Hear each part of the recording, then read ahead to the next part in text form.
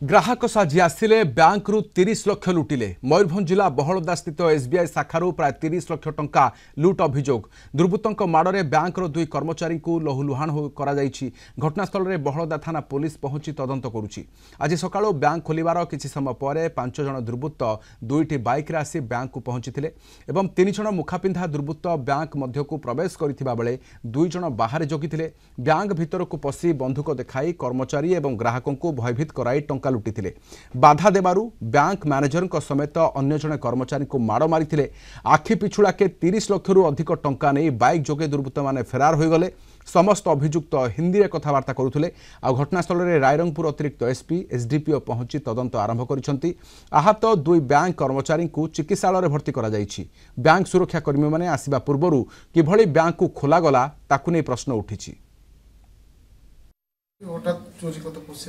केते जन आस्तिले?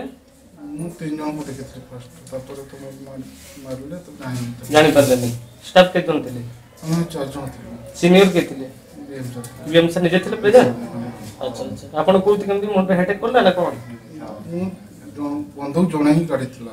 बड़ गन थिला ना छोटो? छोटो गंडा थिला। अच्छा। लोक को चिन्हचंती?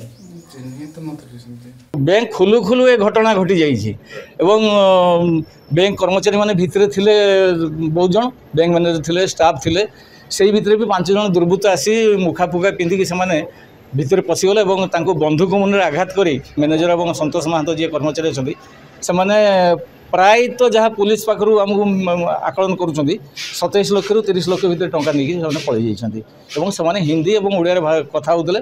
तेणु संभवतः यही अंचल पिला हेइथिबे कोन ओडिया कहउछन जेतले बस रे जीवा आसीबा करे न सेइटु चली चली आसिली। चार जन टोटल केते जन को बंधु करे मारा दिछि? मु तो थिली नै माने देखि ना ना आपण आसी नथिले किंतु बैंक खोला है। हां के बीएम हां बीएम सर पकड़ चल गथे।